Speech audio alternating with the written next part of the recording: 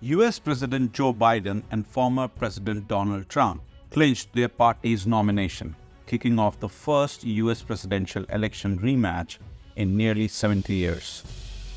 Biden needed 1,968 delegates to win the nomination, and he passed that number on March 12th night, as results began to pour in from primary contests in Georgia. Results were also coming in from Mississippi, Washington State, the Northern Mariana Islands, and Democrats living abroad. Hours later, Trump clinched the 1,215 delegates required to secure the Republican presidential nomination, as 4 states held contests, including Georgia, the battleground where Trump faces criminal charges for his efforts to overturn the state's 2020 results. There were 161 delegates at stake on March 12 in Georgia, Hawaii, Mississippi, and Washington State. Biden issued a statement after his sealed Democratic nomination, taking aim at what he called Trump's campaign of resentment, revenge, and retribution that threatens the very idea of America. In a video posted on social media, Trump said that there was no time to celebrate and instead put the focus on beating Biden, whom he called the worst president in the US history. "We are going to drill, baby, drill. We are going to close our borders. We are going to do things like nobody has ever seen before. And we are going to make our nation's economy be the best ever in the world," Trump said.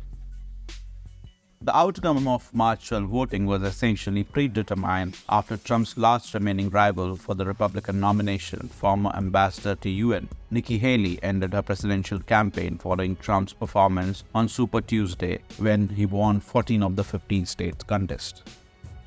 Trump faces 91 felony counts in 4 criminal cases involving his handling of classified documents and his attempt to overturn the 2020 election, amongst other alleged crimes.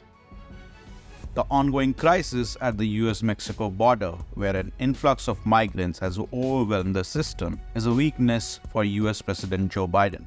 Joe Biden is on the run from his record and lying like crazy to try and escape accountability for the horrific devastation he and his party have created. All the while, they continue the very policies that are causing this horror show to go.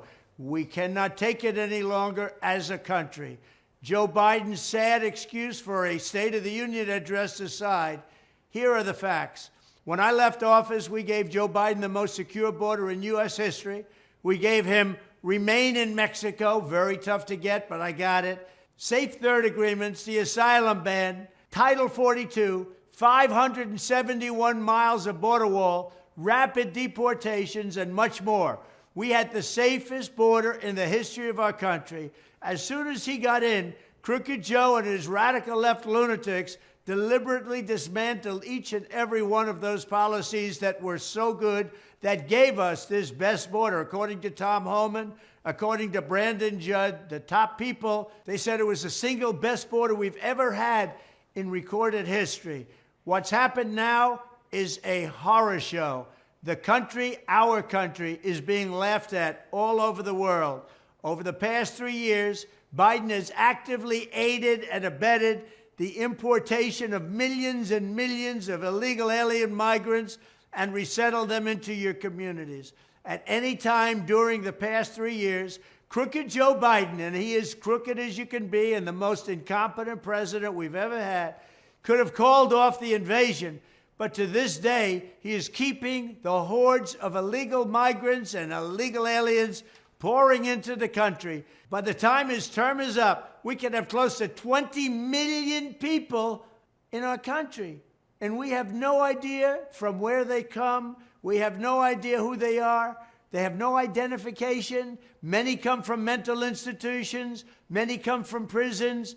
They're terrorists. We have a calamity the likes of which we've never seen before. The very first bill Joe Biden sent to Congress was a plan to turn illegal aliens into voting citizens. That's just what we need.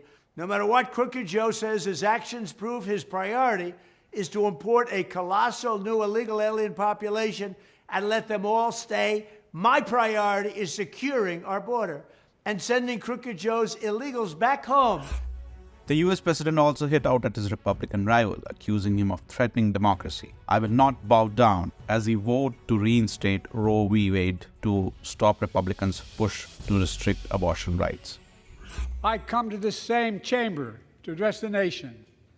Now it's we who face an unprecedented moment in the history of the Union. And yes, my purpose tonight is to wake up the Congress and alert the American people that this is no ordinary moment either. Not since President Lincoln and the Civil War have freedom and democracy been under assault at home as they are today. What makes our moment rare is that freedom and democracy are under attack both at home and overseas at the very same time. Overseas, Putin of Russia is on the march, invading Ukraine and sowing chaos throughout Europe and beyond. If anybody in this room thinks Putin will stop at Ukraine, I assure you he will not.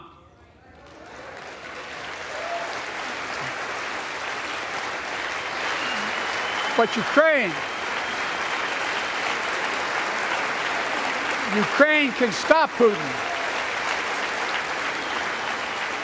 Ukraine can stop Putin if we stand with Ukraine and provide the weapons that it needs to defend itself.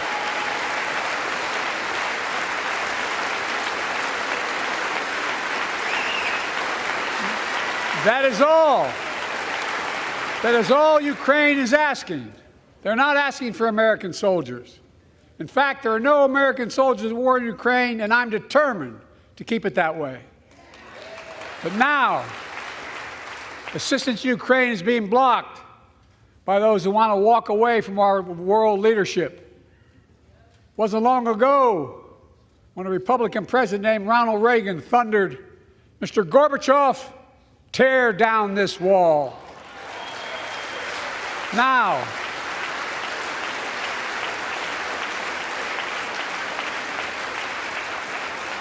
my predecessor, a former Republican president, tells Putin, quote, "Do whatever the hell you want."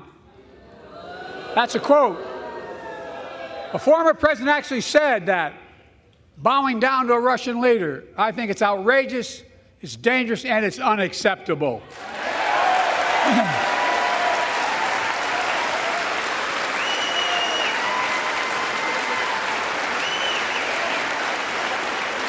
America is a founding member of NATO, the military alliance of democratic nations created after World War II to prevent war and keep the peace.